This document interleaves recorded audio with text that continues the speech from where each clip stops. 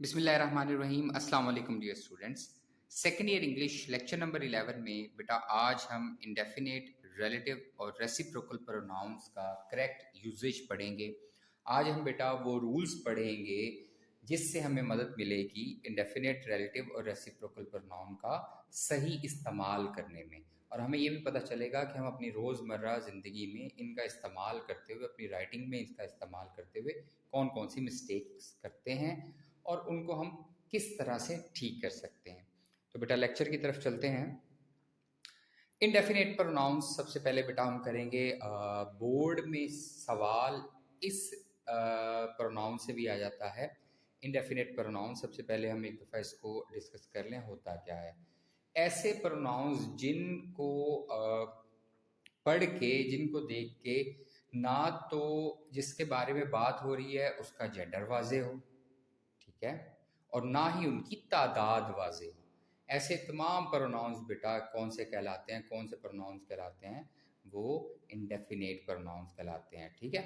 Someone, something, no one, nothing, ठीक है, ये वाले या इस तरह के जो प्रोनाउंस होते हैं उनको बेटा हम इंडेफिनेट प्रोनाउंस कहते हैं। सबसे पहले तो आपने ज़हन में ये बात रखनी है, इनडेफिनेट प्रोनाउंस तीन तरह के होते हैं।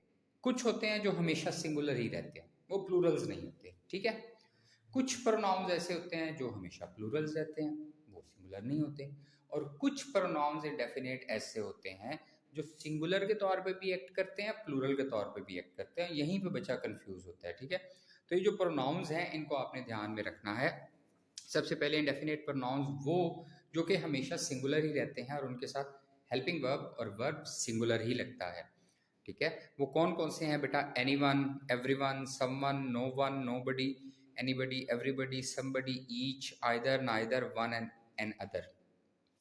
ये जो each, either, neither, one and other, ठीक है, इसमें एवरी भी आप शामिल कर लें। एवरी एक्चुअली पीछे आ चुका है एवरीबॉडी में, एवरी भी शामिल कर लें। अदरवाइज आपने जो एक ट्रिक, एक फॉर्मूला याद रखना है, वो रखना है बोट, BOT, ठीक है, BOT। अगर किसी प्रोनाउन के आखिर में बॉडी आ रहा है, बी फॉर बॉडी, तो बेटा सिंगुलर होगा, है ना। समबडी, एनीबडी, नोबडी, यानी कि सम से कोई कॉम्बिनेशन बॉडी का बन रहा हो, नो से बन रहा हो, एनी से बन रहा हो, बॉडी आ रहा है तो बेटा वो सिंगुलर है। बोट वाला याद रख ले, आपको इतने याद रखने की जरूरत नहीं है, ठीक है। ओ से मुराद वन। अगर किसी बेटा प्रोनाउन के आखिर में वन आ रहा हो, देखें, any one, every one, no one, some one, ये बेटा वन अगर आ रहा हो तो वो सिंगुलर है, ठीक है, वो इंडेफिनेट प्रोनाउन सिंगुलर है। T, T for thing. अब यहाँ पे थिंग वाला नहीं है, लेकिन आप इसको ऐड कर लीजिएगा। एनीथिंग, समथिंग, नथिंग, ठीक है। तो यानी कि अगर थिंग आ रहा हो आखिर पे तो वो भी सिंगुलर होगा, BOT, बोट। इसको याद रखिएगा, ये जिन प्रोनाउंस के आखिर में आता हो, यानी कि बॉडी, वन और थिंग, ये अगर किसी के आखिर में आता हो तो बेटा वो सिंगुलर होता है, और उसके साथ each, either, neither, one, another या एवरी, ये भी बेटा सिंगुलर इंडेफिनिट प्रोनाउंस हैं। अब देखें, everyone is ready. Everyone, one आया है आखिर में, आप इस फॉर्मूले को याद रखें तो बेटा इज लगेगा, आर नहीं लगेगा। Someone has taken my book. अब देखें, समवन, वन आया है तो हैज आया है, हैव नहीं आ सकता क्योंकि ये ऐसा इंडेफिनिट प्रोनाउन है जो कि सिंगुलर है। Each of the students was present, ठीक है। अब ईच लगे, हालांकि स्टूडेंट्स प्लूरल हो गया, लेकिन ईच लगा है, यानी कि स्टूडेंट्स में से हर एक की अलग अलग बात हो रही है, हर एक की, ठीक है। तो फिर बेटा क्या होगा? ये भी सिंगुलर ही होगा, चाहे नाउन उन्होंने प्लूरल यूज किया है, लेकिन हम किस चीज की बात करें? Each of the students. मुकम्मल सब्जेक्ट ये बनेगा, ईच ऑफ द स्टूडेंट्स। तो चूंकि स्टूडेंट्स में से हर एक, ईच, हर एक, आइदर ऑफ द स्टूडेंट होता तब भी बेटा सिंगुलर रहना था, ठीक है। तो ये वो प्रोनाउंस हैं जो कि सिंगुलर रहते हैं। इसके बाद बेटा इंडेफिनिट प्रोनाउंस जो हमेशा प्लूरल रहते हैं वो कौन से हैं? ये चार ही हैं। Few, many, several, both. ये याद करने में आपको मसला नहीं होगा। फ्यू भी बेटा प्लूरल रहता है, ठीक है, एक तादाद की जिक्र होता है, थोड़े हैं लेकिन एक तादाद है तो प्लूरल हो गया। मैनी प्लूरल हो गया, ठीक है, मैनी कुछ। सेवरल भी अब एक तादाद है, चंद है लेकिन, या कुछ हैं लेकिन एक तादाद बन जाती है, और बोथ बोथ का मतलब दोनों, दो तो फिर प्लूरल हो गए। मैनी हैव लेफ्ट अर्ली, ठीक है, बहुत सारे लोग पहले ही जा चुके हैं, तो बहुत सारे मैनी, तो बेटा ये प्लूरल है, हैव लगेगा, हैज़ नहीं लगेगा। फ्यू वर इंटरेस्टेड, यानी कि काफ़ी तादाद थी लेकिन उनमें से कुछ इंटरेस्टेड थे, तो कुछ से मुराद ये है कि प्लूरल ही है। बोथ आर करेक्ट, दोनों ठीक हैं, तो अब दो है तो प्लूरल ही है। तो बेटा ये वो इंडेफिनिट प्रोनाउन है जो प्लूरल रहते हैं। ये एक दफ़ा आपको याद करने पड़ेंगे, जैसा उसका फॉर्मूला था ना बोट, जो सिंगुलर थे, ये बस हैं ही चार। इसको आपको कोई एक्रोनिम बनाना चाहें आप बना भी सकते हैं, अदरवाइज ये बेटा आपको याद चार करने में मसला नहीं होगा, few, many, several, both.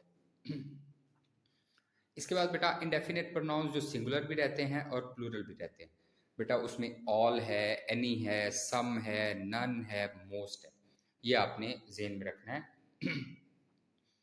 All, any, सम, नन, मोस्ट, ये 5 ऐसे बेटा इंडेफिनिट प्रोनाउंस हैं जो सिंगुलर भी रहते हैं और प्लूरल भी रहते हैं।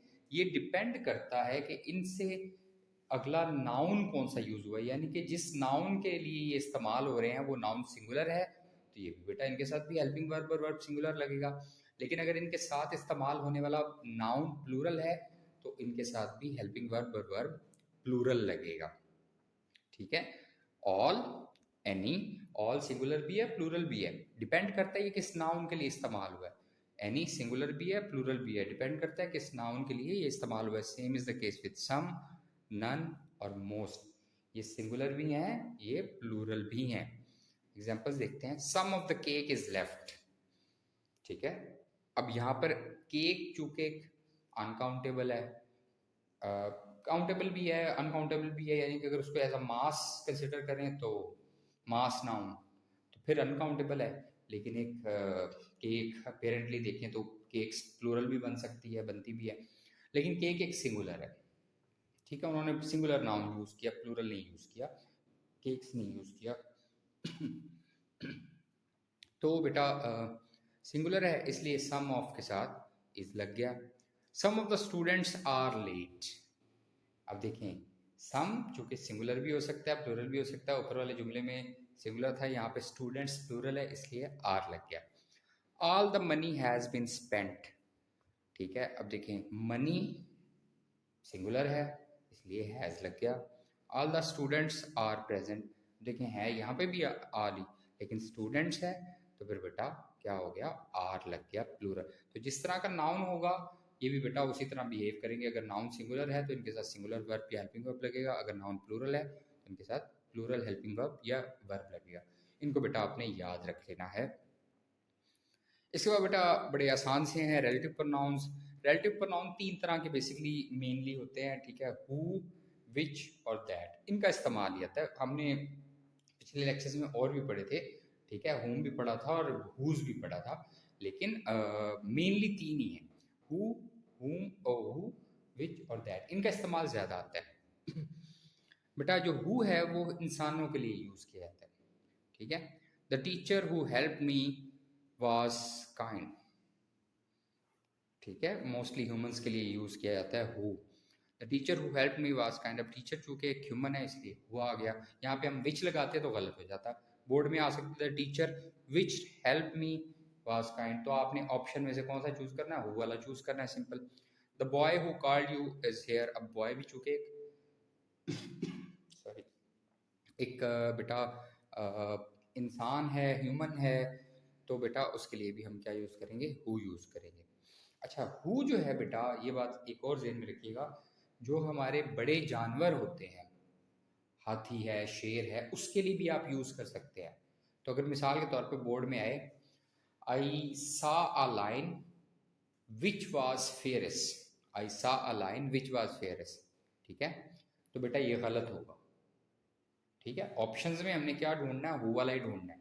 आई सा a line who was fairest, तो इंसानों के लिए भी और बड़े जानवरों के लिए भी इस्तेमाल होता है, बड़े जानवरों के लिए, हाथी है, शेर है, चीता है, उनके लिए।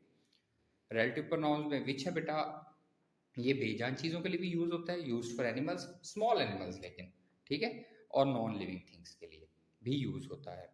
The dog which bark all night is mine, dog को इतना बड़ा एनिमल नहीं है इसलिए विच लग गया। The book which I board is new, ठीक है। तो फिर बेटा विच जो है बुक के साथ लगा है, क्योंकि बुक एक नॉन लिविंग थिंग है, तो थिंग के साथ, और बेटा नॉन जो स्मॉल एनिमल्स हैं उनके साथ हम विच का इस्तेमाल करते हैं, ठीक है। अगर बोर्ड में आए the dog who barked all the night is mine, तो वो गलत होगा, हमने ऑप्शन विच वाला लगाना है, क्योंकि डॉग बड़ा जानवर नहीं है। इसके बाद बेटा रिलेटिव प्रोनाउंस में दैट, ये बेटा इंसानों के लिए भी यूज़ हो जाता है और थिंग्स के लिए भी यूज़ हो जाता है। जब आपको हु और विच में से प्रॉपर प्रोनाउन ना मिले, रिलेटिव प्रोनाउन ना मिले ऑप्शन में, तो आप दैट वाला ऑप्शन लगा सकते हैं। अगर तो किसी इंसान की बात हो रही है तो पहले हु वाला ऑप्शन ढूंढे ऑप्शंस में, अगर वो नहीं है तो फिर दैट वाला लगा सकते हैं, ठीक है। इसी तरह से अगर किसी जानवर की बात हो रही है या किसी नॉन लिविंग थिंग की बात हो रही है, तो हमें विच और हु वाला, अगर वो बड़ा जानवर है तो हु वाला ऑप्शन नहीं मिलता, और अगर छोटा जानवर है तो विच वाला ऑप्शन नहीं मिलता, तो फिर आप दैट लगा सकते हैं। सॉरी ये एक न्यूट्रल प्रोनाउन है, ये दोनों के साथ लग जाता है, पीपल्स के साथ भी, थिंग्स के साथ। The man that won the race is my uncle, ठीक है। The phone that I lost was expensive, अब फोन यहाँ पे बेजान है लेकिन उसके साथ दैट लग गया, और बेटा मैन जो है वो लिविंग है लेकिन उसके साथ भी दैट लग गया। लेकिन अगेन ये हमने तब यूज़ करना है जब हमें ऑप्शंस में से पहले और दूसरा ऑप्शन ना मिले, यानी कि विच और दैट, विच और हु ना मिले, अकॉर्डिंगली हमारा जो नाउन है उसके अकॉर्डिंग। इसके बाद बेटा avoid using that in non defining clauses, use who और विच इंस्टेड। वही बात है बेटा कि आपने पहले, सबसे पहले तो यूज विच और हु का ही करना है, उसके बाद जो है वो दैट वाले ऑप्शन पे आना है, ठीक है। अच्छा, इसके बाद रेसिप्रोकल प्रोनाउंस बेटा कौन से होते हैं? दो होते हैं, ईच अदर और one and other. Each other जो है बेटा वो दो लोगों के लिए इस्तेमाल होता है, ठीक है, या दो चीज़ों के लिए इस्तेमाल होता है। Ali and Sara love each other, ठीक है। They blamed each other for the mistakes, अब दो, दे से मुराद दो हैं, अली और सारा भी दो हैं, इसलिए यहाँ पर ईच अदर आएगा, वन अनदर नहीं आएगा। बोर्ड में आ सकता है they blamed one another for the mistake, ठीक है, या Ali and Sara blamed one another for the mistake, ठीक है। अली एंड सारा, चलो दे तो ज़्यादा भी हो सकते हैं, यहाँ पे एक ये हम देख लेते हैं, लेकिन अली और सारा तो दो ही हैं, तो अगर वन एंड अदर आएगा तो वो गलत होगा, हमने ईच अदर लगा देना है। जबकि बेटा reciprocal pronouns one and other की अगर हम बात करें तो ये मोर देन टू पीपल और पर्सन्स के लिए इस्तेमाल होता है, ठीक है। जब हम दो चीज़ों या दो लोगों से ज़्यादा की बात कर रहे हो तब हम वन एंड अदर यूज़ करते हैं। The players congratulated one and other, यानी कि जो प्लेयर्स हैं वो दो से ज़्यादा हैं, उन्होंने एक दूसरे को मुबारकबाद दी। We must help one and other in difficult times, तो वही बेटा ज़्यादा है, यहाँ पे ज़्यादा के लिए इस्तेमाल हुआ है, तो वन अनदर आ गया। और वन अनदर का यूज़ हमें बताता है कि यहाँ पे हम ज़्यादा की बात करें। सेम पिछले सेंटेंस में जो, अब यहाँ पे चूंकि ईच अदर आया ना, तो इट मीन्स कि यहाँ पे दो लोगों की बात हो रही है। अगर यहाँ पे वन अनदर होता तो इट मीन्स कि ज़्यादा की बात होती। लेकिन बोर्ड वाले अगर ईच अदर के लिए देंगे तो दो लोग ही बताएंगे, जैसे अली एंड सारा है ना, इसी तरह से ही and me, he and I, इस तरह से कोई दो प्रोनाउंस या दो नाउन्स ही बताएंगे, उनके साथ फिर हम ईच अदर लगाएंगे। और बेटा अगर दो से ज़्यादा होंगे तो वन अनदर लगाएंगे। तो बेटा ये रेसिप्रोकल प्रोनाउंस के रूल्स थे।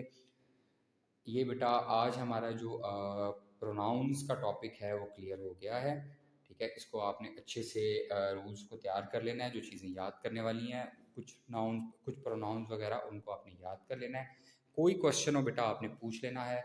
और बेटा आपकी जो नेक्स्ट असाइनमेंट है वो आपकी बेटा आपने नेक्स्ट थर्सडे तक जमा करवानी है, ठीक है। जब थर्सडे इवनिंग तक जमा करवाइएगा, जब तक जब जो है वो इवनिंग तक आप जमा करवा सकते हैं। मैं आपका जो एसे है वो आपके ग्रुप में शेयर कर दूंगा, जो एसे आपने याद करना है और उस पर असाइनमेंट लिख के प्रॉपरली मार्जिन के साथ एक दफ़ा रीचेक करके फिर मुझे सबमिट करवानी है। और एक चीज़ बेटा, ये जो चीज़ें हम कवर कर रहे हैं, जो एसेज हम कवर कर रहे हैं, जो चीज़ें, जो लेक्चर्स हम बेटा पढ़ा रहे हैं ऑनलाइन क्लासेस में, ये दोबारा रिपीट नहीं होंगे, ठीक है। क्योंकि हमारे पास 18 चैप्टर्स हैं मिस्टर चिप्स के, 10 प्रोज है, 5 हीरोज़ हैं, उसके बाद हमारे पास 20 से 25 मज़ामीन हैं, हमारे पास ट्रांसलेशन है जो कि बेटा English to Urdu, sorry Urdu to English है, फिर हमारे पास ग्रामर है। तो हम कोशिश कर रहे हैं कि अपने चीज़ों को यूज़ कर सकें, इन ऑनलाइन क्लासेस को अच्छे से यूज़ करके अपने लेक्चर्स जो हैं वो उनको डिलीवर कर सकें। और आपको कोई चीज़ समझ ना आए तो वो आप हमसे पूछें, लेकिन बेटा अगेन ये चीज़ें दोबारा रिपीट नहीं होंगी फिज़िकल क्लासेस के अंदर, तो अपने लेक्चर्स को ध्यान से अटेंड किया करें।